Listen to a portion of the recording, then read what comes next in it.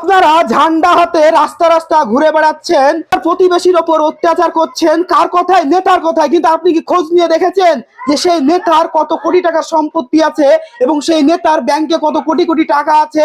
কিন্তু আপনার bank account check করলে কি পাওয়া যাবে? শূন্য ছাড়া কিচ্ছু নেই। আপনার অ্যাকাউন্টে হয় 150 টাকা মাইনাস কিংবা 200 টাকা মাইনাস।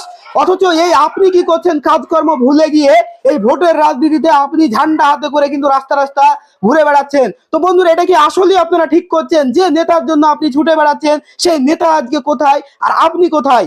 তো অবশ্যই রাজনীতি করুন, অবশ্যই ভোট দান, আপনার অধিকার, এগুলো অবশ্যই পালন করুন। কিন্তু তাই বলে এমনটা করবেন না যে সবকিছু নিঃস্ব করে দিয়ে নিজের কাজকর্ম ভুলে গিয়ে পাড়া প্রতিবেশীর ওপর অত্যাচার করে যে নেতার হয়ে আপনি ভোট প্রক্রিয়ায় অংশগ্রহণ করছেন, দেখা গেল যে আপনি বিপদে পড়লে কিংবা আপনার সমস্যা হলে সেই নেতাকেই খুঁজে পাওয়া যাচ্ছে না, সে কোথায় হারিয়ে গিয়েছে।